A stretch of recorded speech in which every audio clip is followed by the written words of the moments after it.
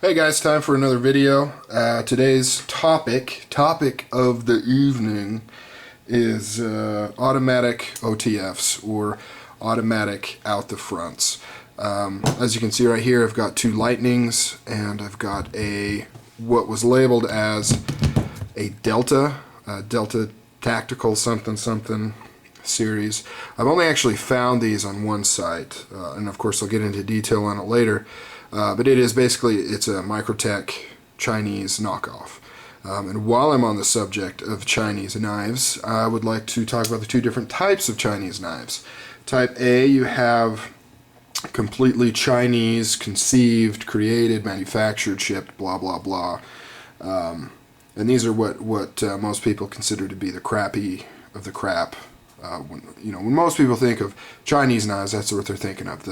The blank boxes that just have the generic no-name knives in there. These are the Type A Chinese knives.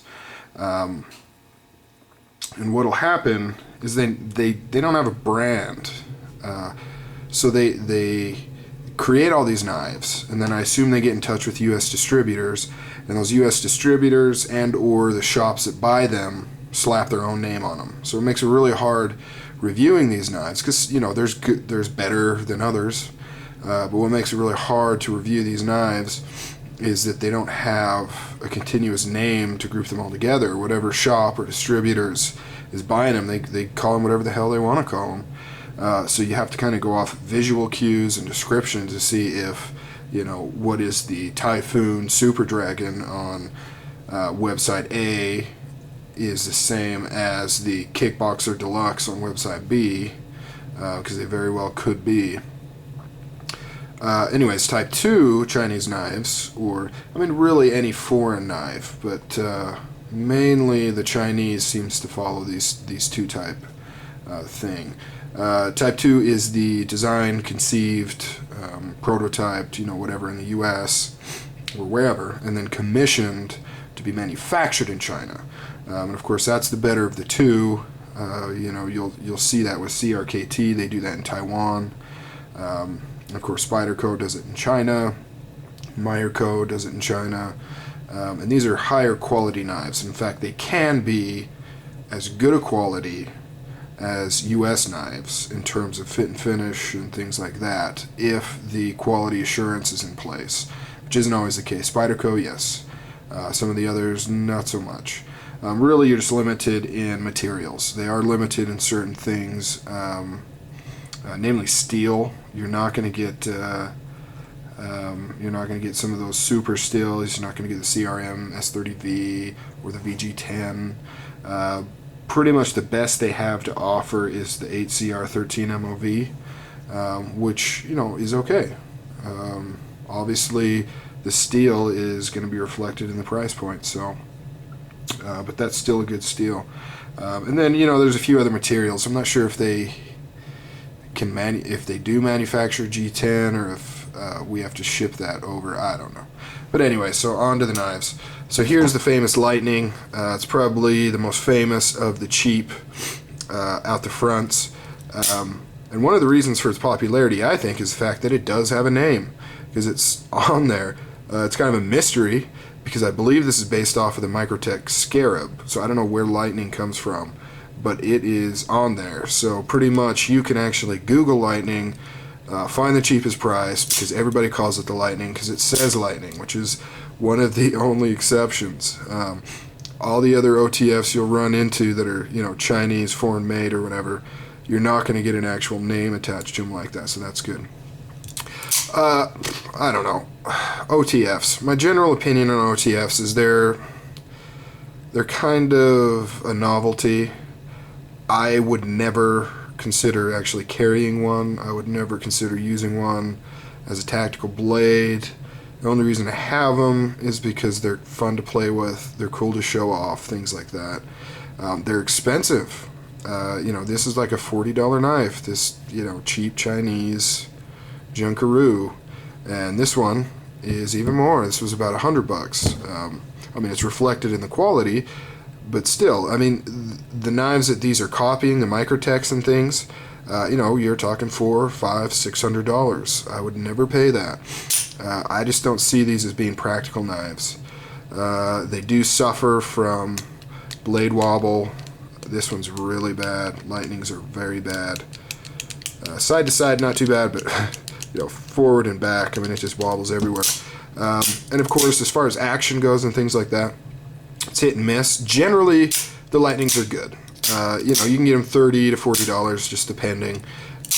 This exact model here, or this exact unit, I guess you could call it, never had any problems. It always fires very, very strongly. No issues at all. This one, however, if you kind of, it's not going to work for me on camera here, of course, because I'm trying to show it off. But if you jar it a certain way, like that, you know, it'll come off track, and that's how it works. You know, it kind of flows on this track, locked into place. Once it's locked into place, it goes in and out. And it's supposed to be red. It's kind of more of a pink. As you can see, you know, it's not colored in there and things like that. This blade, it's more of a paint job. It's not like a DLC coating or anything nice. It actually has kind of a copper tone underneath it. I don't know what that's all about. So out of the two, this is my least favorite. It has had some firing issues and things like that.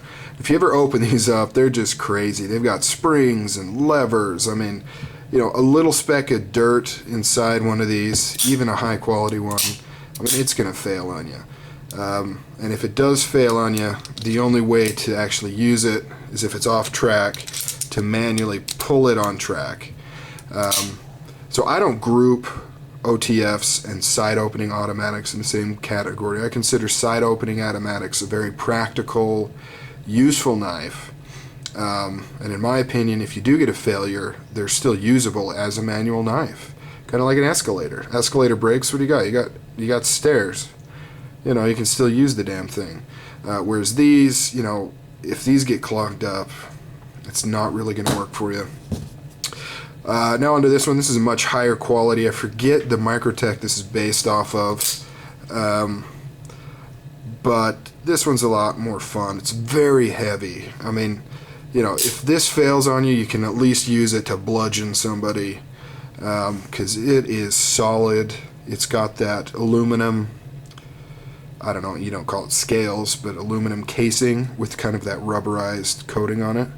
It's got the skull cracker / window breaker, whatever you want to call it. I'm not getting any focus here. It's got torque screw construction. It's got kind of like this half DLC blackened blade. Don't really like the serrations. You'll find that a lot in these cheaper knives. But, all three of these, no idea on the steel. They don't even bother to say stainless on them. You know, I have no idea. Anybody's guess what kind of steel you're looking at here. I would like to think this is a higher quality steel than these, but, you know, I don't know. This could be 440A for all I know. So, I don't know. They're cool. They look cool. They're fun to play with. They're expensive, even for cheap knockoffs. I mean, you know, this is not a cheap knife, and yet it's not a brand name knife in any way, shape, or form. You know, I mean, there's no markings on this thing whatsoever to try and indicate anything about what it's made out of, any sort of name, nothing. But it does fire very strongly, and it is a blast to play with, and everybody loves OTFs. I mean, you know, non-knife people. You have your friends over, family over, you whip one of these out, they're gonna love it. They're really cool. I was gonna bring some paper out here, not for cutting. I'm not a big fan of cutting tests. Any blade can be sharpened to cut like a razor. It's really a matter of how long it'll continue to cut like a razor. But anyways, it looks like this thing is firing out super strong. Like it could blast through somebody's face, but really that's not the case. A little bit of resistance and this will come off track. In fact, I think the most I ever got this thing to go through is 2 sheets of magazine paper held up here, farther away the worse it does. In fact, I'm not even sure if it could go through 2. I think it's about 50%. It would sometimes go through 2. But yeah, you know, sheets of paper will actually be enough resistance to knock this off track. Oh yeah, and a lot less blade play, but it still has it. And it's just the nature of the beast. You know, I'm sure Microtech is going to be pretty solid, but you know, these knives are just not, you know, I mean, just by their nature, they're a freaking blade that gets blasted out, blasted in. You know, they're not that solid. The frame is.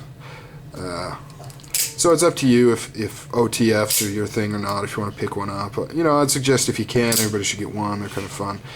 But the moral of the story is don't lump OTFs with side-opening automatics. I can't say strongly enough they're two completely different animals and should be treated as such. And I guess that about covers it. This is my entire OTF collection. I doubt I'll be expanding it unless some screaming deal comes along. You know, if somebody's trying to get rid of a Microtech or something at a super cheap price, I might pick one up, but even then I doubt it. So that's it. Form your own opinion. OTFs, good or bad, you know, whatever. They are cool though, you gotta admit. They're fun. Alright, later.